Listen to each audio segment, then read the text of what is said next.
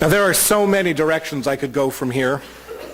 The pledge season has begun, and I could easily turn this sermon into an encouragement to support the holy ground of this community, which provides a place of grounding for so many.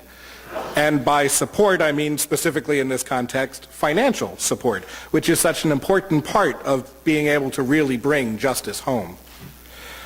And of course, later this afternoon, you and I will be deciding whether or not to enter into that rare relationship of minister and congregation, a decision that will have, let's just say, a few implications for the future of this community. This is a pretty incredible thing for a congregation to choose its minister and for a minister to choose her or his congregation. Our clergy are not imposed on us by divine fiat or a bishop's bias. Ours is a relationship of choice.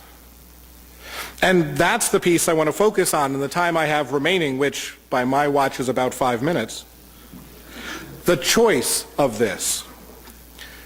No one has forced us to come together. We are not required to be here. There are a great many people who did not choose to take even a day like this and come inside and be in a church building. Yet here we are. Here we are. Different ages and genders and races and affectional orientations, different theological perspectives, different political perspectives, believe it or not, different life experiences, different hopes and dreams, even different hopes and dreams for this church to which we've all come. The Transylvanian founder of institutional Unitarianism famously said, "You do not have to think alike to love alike." And here, where love is the doctrine of the church, that proverb is proved every day. And by that I mean proved as in tested. Because that kind of unanimity can be sorely tested by this kind of diversity. It's easy to fracture into factions. It's easy to devolve into divisions of us and them, or at least a suspicion that they are starting to think like that about us. It's so easy. It's human nature. But it need not be unavoidable. The great Universalist theologian Hosea Ballou once remarked, "If we can agree in love, there is no disagreement that can do us any harm." And then he added the warning, "But if we cannot, there is no agreement that can save us." When the going gets tough, I often turn to Mary Oliver. Here's one of my favorites. It's called Wild Geese. I thought so. You do not have to be good. You do not have to walk on your knees for 100 miles through the desert, repenting.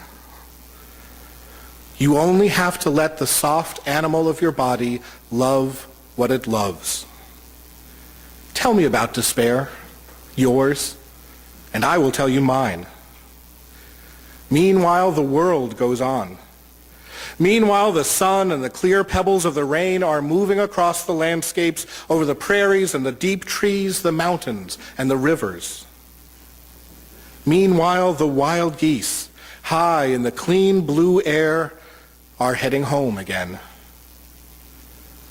Whoever you are, no matter how lonely, the world offers itself to your imagination, calls to you like the wild geese, harsh and exciting, over and over, announcing your place in the family of things.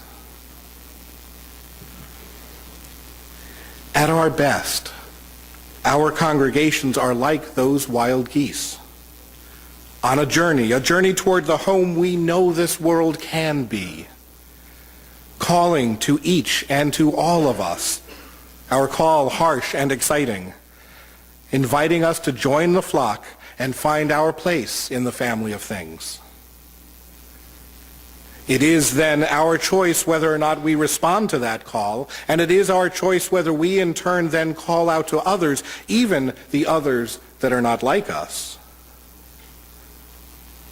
But when we do, We can remember how we can live, remember who we are, and create how we will be.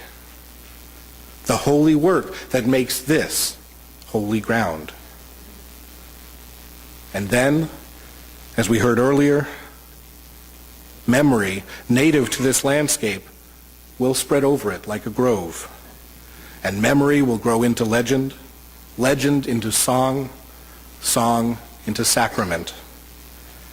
The abundance of this place, the songs of its people and its birds, will be health and wisdom and indwelling light. This is no paradisal dream. Its hardship is its possibility. Let's take a moment and go within ourselves to that huge place where mystery dwells.